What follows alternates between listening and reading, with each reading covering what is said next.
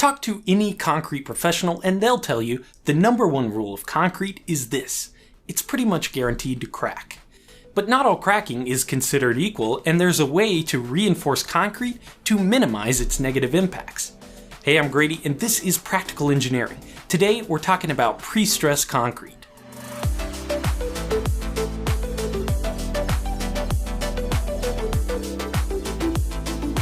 This video is sponsored by Dashlane. Never forget a password again. More on that later.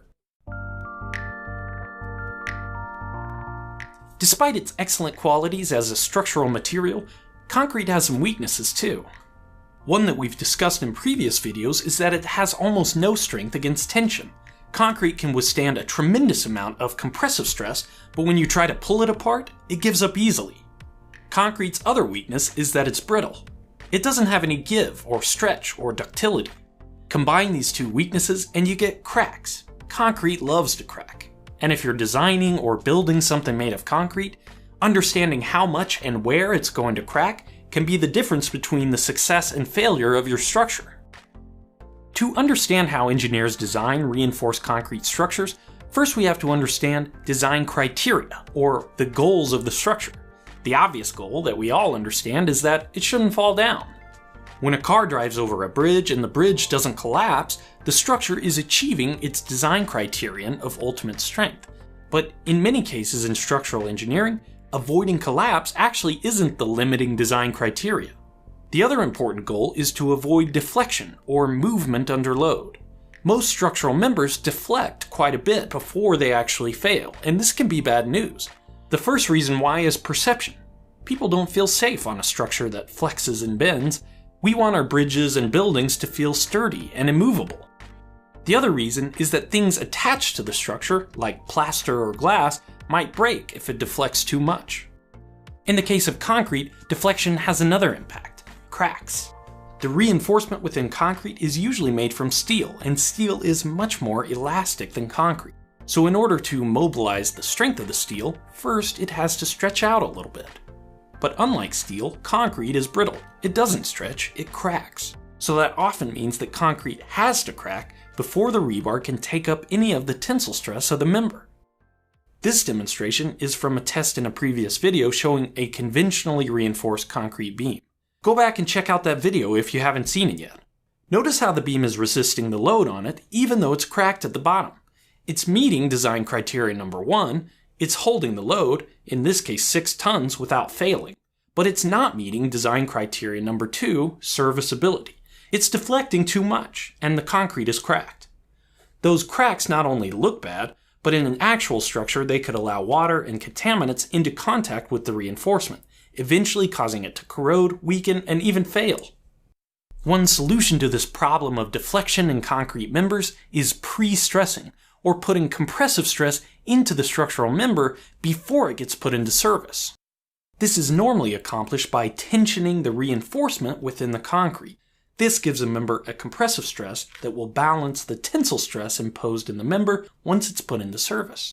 A conventionally reinforced concrete member doesn't have any compression to start with, so it will deflect too much well before it's in any danger of not being strong enough to hold the load.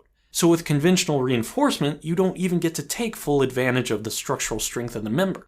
When you pre-stress the reinforcement within concrete, you don't necessarily increase the strength, but you do reduce its deflection.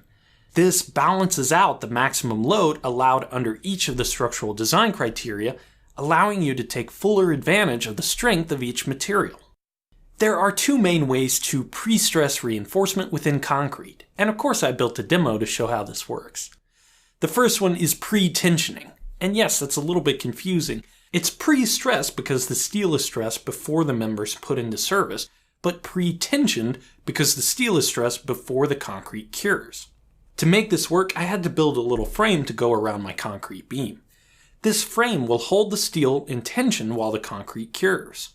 I installed threaded rods through the mold and frame, and then tensioned these rods by tightening the nuts. I tried to use the pitch of the ringing to get them at around the same tension, and you can see how much my frame is flexing from the force in these steel rods. The other method for pre-stressing steel is post-tensioning. In post-tensioning, the steel is stressed after the concrete cures, but still before the member is put into service.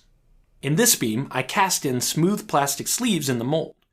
The steel rod can slide easily within these sleeves. Once both molds were prepared, I filled them up with concrete.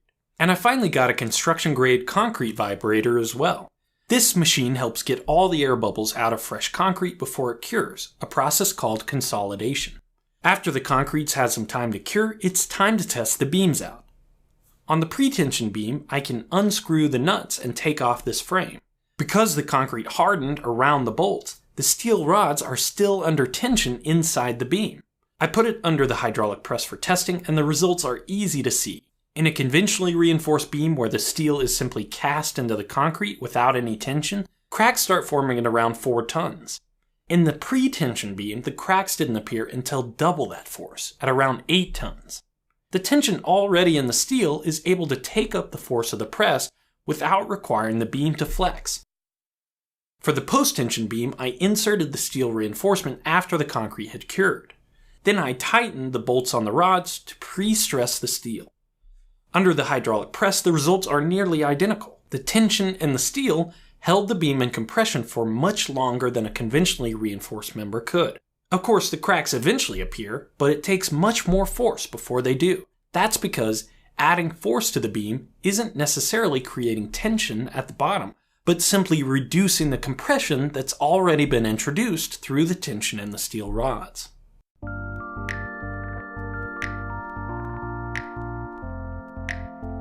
It's important to point out that we didn't make these beams any stronger.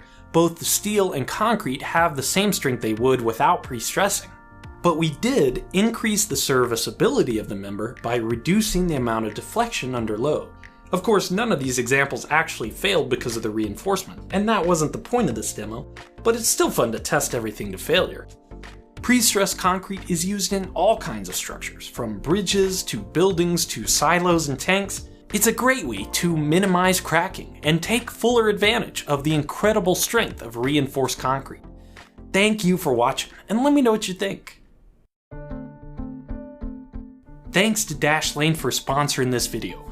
I've been the victim of at least 10 major online data breaches in my life, including Facebook, LinkedIn, and Equifax.